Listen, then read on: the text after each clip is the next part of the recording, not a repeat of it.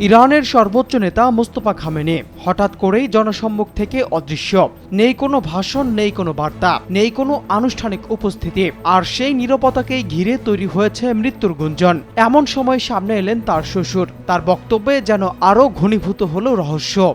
I have been interested.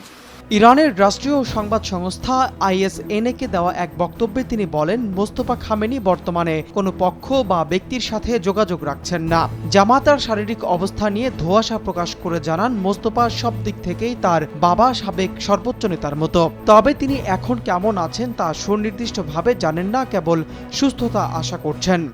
Fortunately, spiritual condition of Palestinian people. তবে কি কারণে কোনো ব্যক্তি বা পক্ষের সঙ্গে তিনি যোগাযোগ করছেন না সেটি নিয়ে তিনি একটি শব্দও খরচ করেননি। আর এখানেই আরও গভীর হয়েছে রহস্য।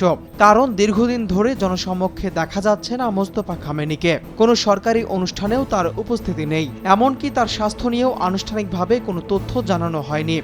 সবচেয়ে বিস্ময়কর বিষয় হলো, তার নিজের শ্বশুরই স্বীকার করেছেন মোস্তফার বর্তমান শারীরিক অবস্থা সম্পর্কে তার কাছে কোনো তথ্য নেই।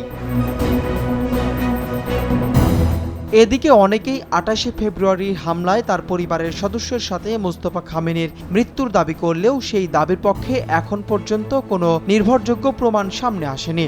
আরও গুরুত্বপূর্ণ বিষয় হলো, ইরানের সরকার কিংবা সংশ্লিষ্ট কোনো সরকারি প্রতিষ্ঠানও এখন পর্যন্ত তার মৃত্যুর বিষয়ে কোনো আনুষ্ঠানিক ঘোষণা দেয়নি।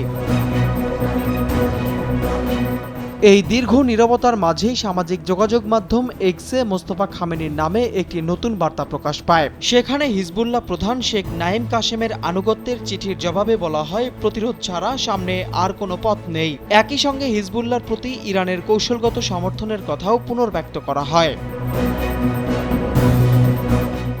একদিকে জনসমক্ষে না এসে আড়ালে থাকা, অন্যদিকে এক্সে সশস্ত্র প্রতিরোধের কড়া বার্তা ছড়ানো। মোস্তফার এই দ্বিমুখী অবস্থান বিশ্বজুড়ে চুলচেরা বিশ্লেষণের জন্ম দিয়েছে। তিনি আসলেই সুস্থ আছেন নাকি বড় কোনো ধরনের নিরাপত্তা হুমকিতে রয়েছেন, তা নিয়ে কূটনৈতিক মহলে গভীর উদ্বেগ ছড়িয়ে পড়েছে।